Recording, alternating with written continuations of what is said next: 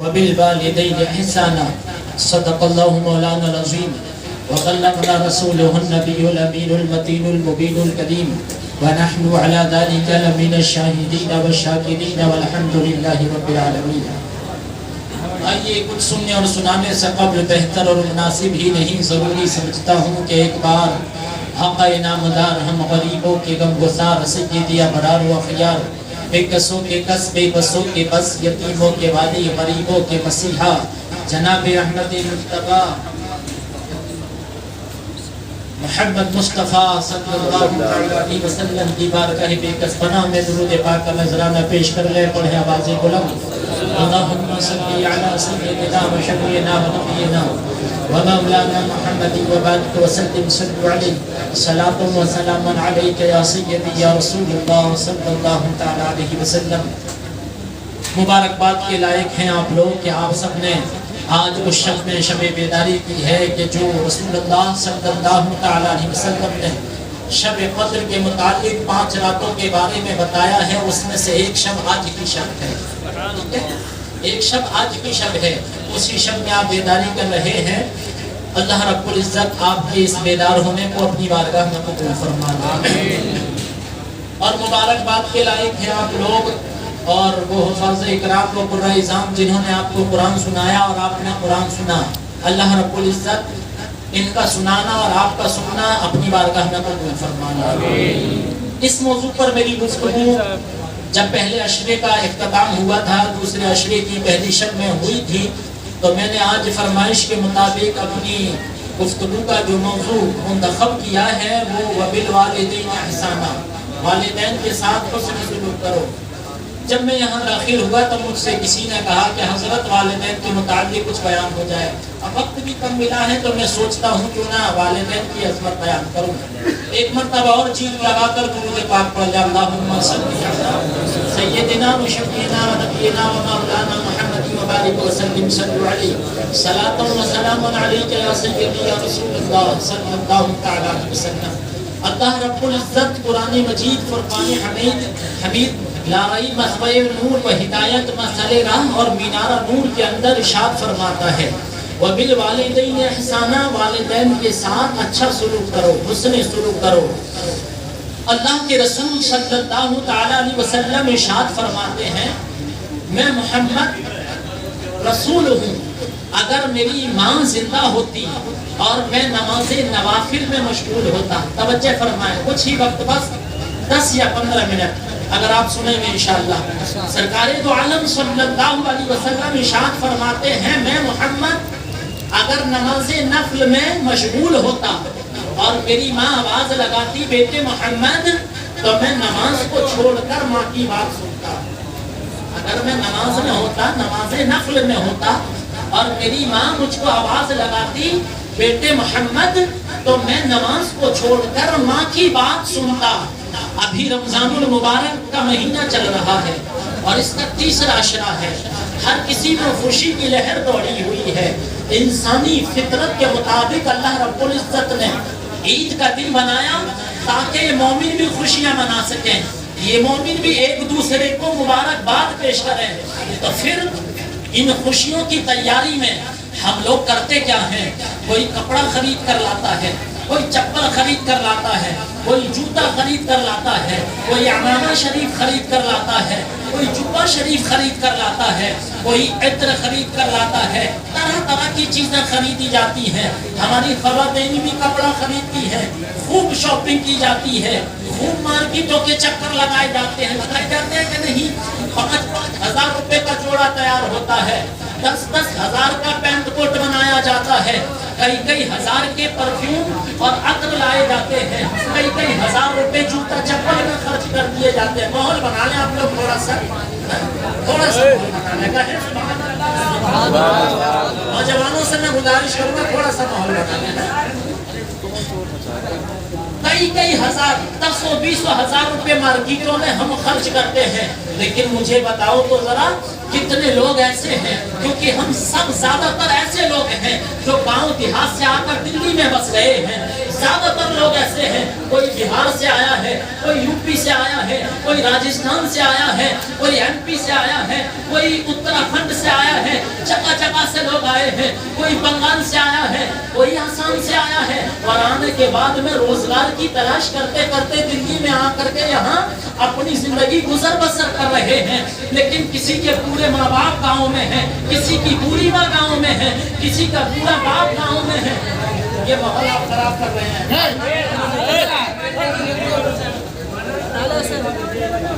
پورا دن روزے سے رہ لیتے ہیں، 10 منٹ برداشت نہیں کر پاتے ہیں۔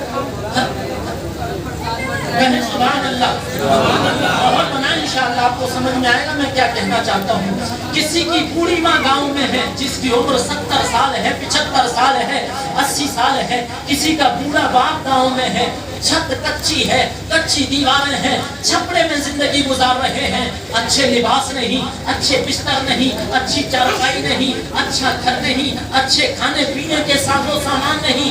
لیکن ہمارا نوجوان کرتا کیا ہے؟ 5000 کی پینٹ پہننے کے بعد میں، 10,000 کا پینٹ کوٹ پہننے کے بعد میں اپنے دوستوں میں اپنی شہرت خود کرتا ہے۔ دیکھو میں فلاں مارکیٹ سے کپڑا خرید کر لایا، میرے مقابلے کا کپڑا بھلا کسی کے پاس ہو سکتا ہے، فلاں مارکیٹ سے فلاں شو روم سے میں جوتا خرید کر لایا، میرے مقابلے کا جوتا کسی کے پاس ہو سکتا ہے، فلاں مارکیٹ سے میں پرفیوم خرید کر لایا، میرے مقابلے کا پرفیوم کسی کے پاس ہو سکتا ہے۔ لیکن نوجوان بھول گیا وہ بوڑھی ماں جس کو گاؤں میں چھوڑا ہے، وہ بوڑھا باپ جس کو گاؤں میں چھوڑا ہے، جس کے چہرے پہ چھریاں پڑ گئی ہیں، جس نے اپنی چھاتی کا خون دودھ کی شکل میں پلا پلا کر تیری پرورش کی ہے، جس باپ نے رات و دن رکشہ چلا چلا کر کے تیری پرورش کی ہے، جس باپ نے تجھے کاندھے پہ بٹھا کر کے عیدگاہ تک پہنچایا ہے، اس باپ کو بھول گیا ہے۔ 10,000 اپنے اوپر خرچ کرنے والے، 20,000 اپنے اوپر خرچ کرنے والے، سب سے پہلے اپنی بوڑھی ماں کے بارے میں سوچ لیا کر، سب سے پہلے اپنے بوڑھے باپ کے بارے میں سوچ لیا کر۔ تو نے 10,000 کا پینٹ کوٹ پہن لیا ہے، 10,000 کے پرفیوم خرید لیے ہیں، 5,000 کا جوتا خرید لیا ہے، لوگوں میں تیری شہرت ہو گئی ہے، لوگ کہہ رہے ہیں جوتا لاجواب ہے، لوگ کہہ رہے ہیں پینٹ لاجواب ہے، لوگ کہہ رہے ہیں پرفیوم لاجواب ہے، لوگ کہہ رہے ہیں عطر لاجواب ہے، لوگ کہہ رہے ہیں امامہ لاجواب ہے، لوگ کہہ رہے ہیں جبہ لاجواب ہے۔ سن، لاجواب وہ نہیں جس کو دنیا والے کہیں، لاجواب وہ ہے جس کو مصطفیٰ لاجواب کہتے ہیں۔ کون لاجواب ہے؟ اونچا بولو، کون لاجواب ہے؟ جس کو میرے آقا لاجواب کہتے ہیں۔ اور میرے مصطفیٰ کس کو لاجواب کہتے ہیں؟ میرے مصطفیٰ فرماتے ہیں جس نے ماں باپ کی قدر کی ہوگی، جس نے ماں باپ کی مقام و منزلہ سمجھا ہوگا، جس نے ماں باپ کی عزت کی ہوگی، میں محمد اس سے راضی ہوں۔ اور جس سے اللہ کا رسول راضی ہو جاتا ہے، اللہ اس سے راضی ہو جاتا ہے، اور اللہ جس سے راضی ہو جائے اسے جنت میں ٹھکانہ عطا فرماتا ہے۔ تمہارا کپڑا لاجواب ہو نہ ہو، تمہارا جوتا لاجواب ہو نہ ہو، تمہارا پرفیوم لاجواب ہو نہ ہو، مصطفیٰ تم کو لاجواب کہہ دے تم لاجواب ہو جاؤ گے۔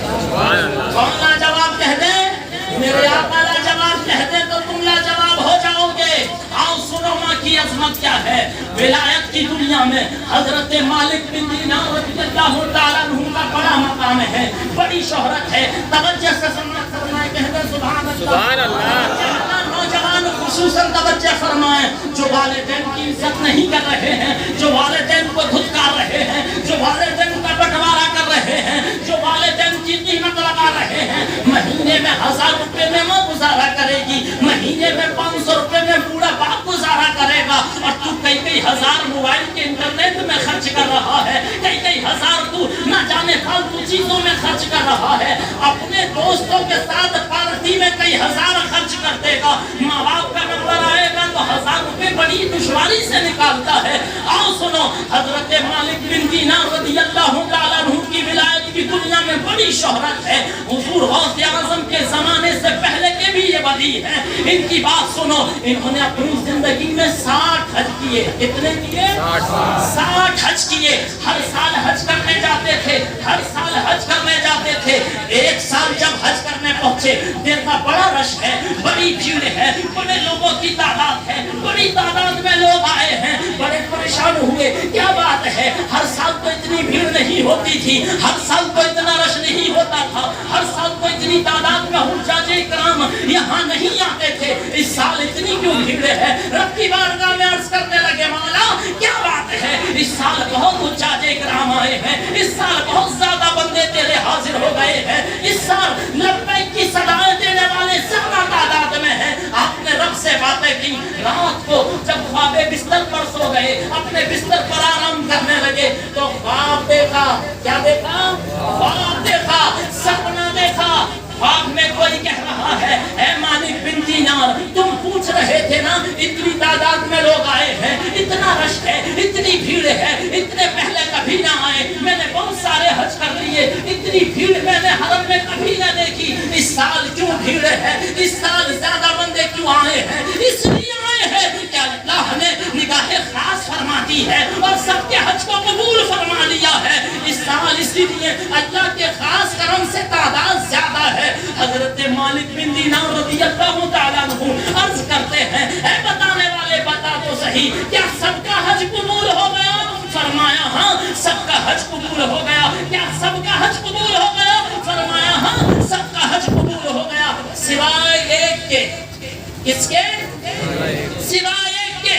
حضرت مالک بن دینار رضی اللہ تعالیٰ عنہ پوچھتے ہیں, وہ کون شخص ہے, وہ کون بدنصیب ہے جس کا حج قبول نہیں ہوا؟ بتانے والا بتاتا ہے, خواب میں بتاتا ہے, سپنے میں بتاتا ہے. ایک شخص ہے جس کا نام محمد بن ہارون بلخی ہے, وہ حج کے لیے آیا ہے اور مسلسل کئی سال سے آ رہا ہے, لیکن اس کا حج قبول نہیں ہوا.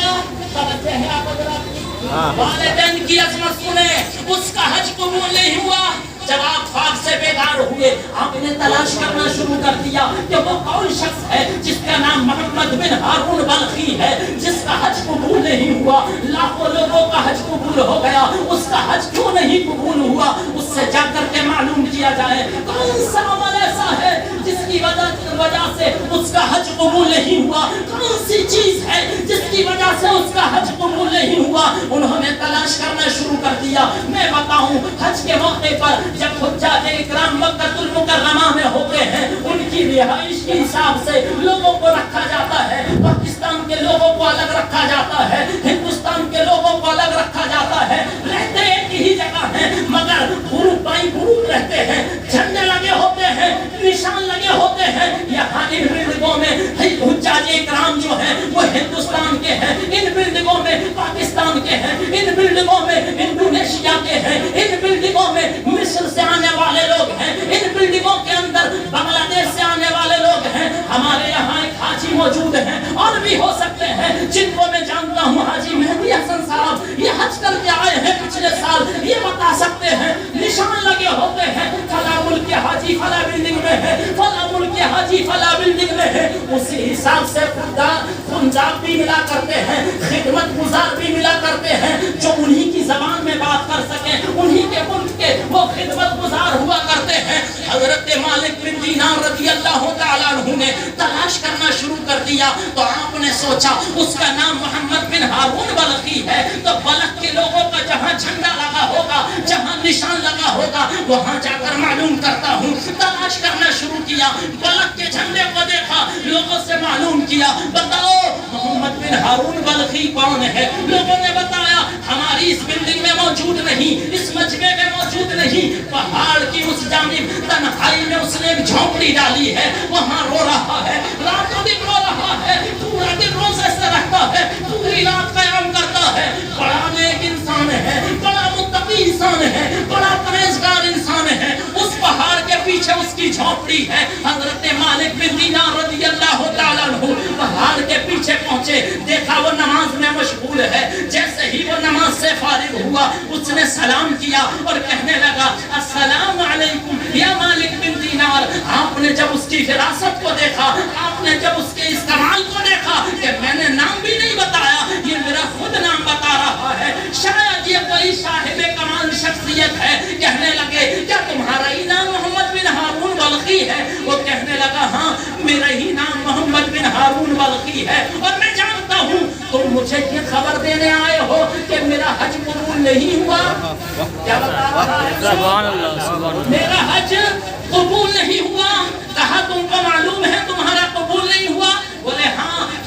میں حج کرتا ہوں اور 24 سال سے مسلسل حج کر رہا ہوں.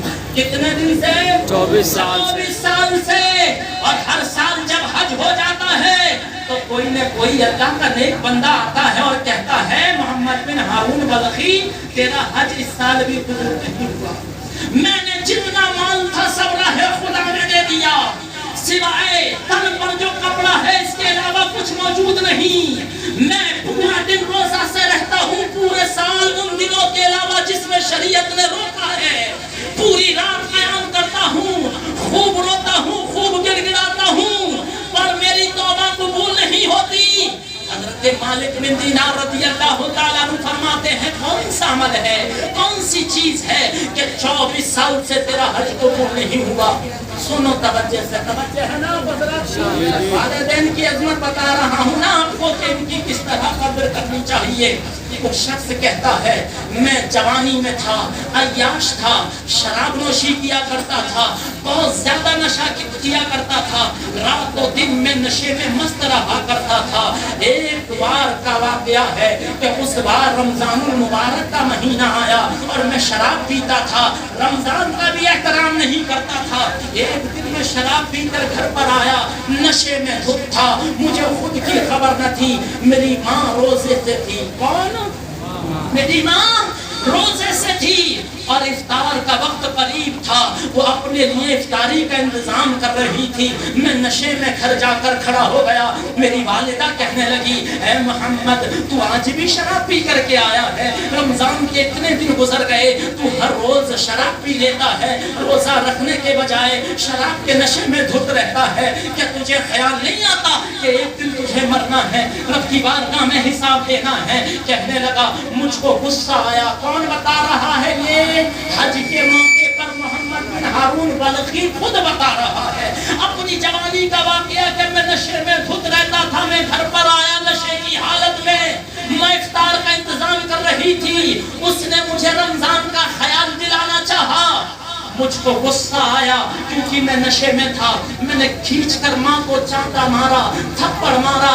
وہ میرے تھپڑ کی تاب نہ لا سکی، کلا کھا کر دور گر گئی. لیکن اتفاق یہ ہوا کہ میری ماں جلتے ہوئے تندور میں جا کر گری.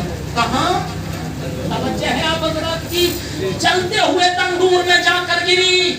اور جب وہ چیخی تو لوگ آ گئے. لوگوں نے مجھے پکڑا اور دیکھا کہ نشے میں ہے تو کمرے میں جا کر بند کر دیا. میں پوری رات نشے میں رہا، پوری رات مستی میں رہا. مجھ کو کچھ نہ خبر کہ میرے گھر میں کیا ہو رہا ہے.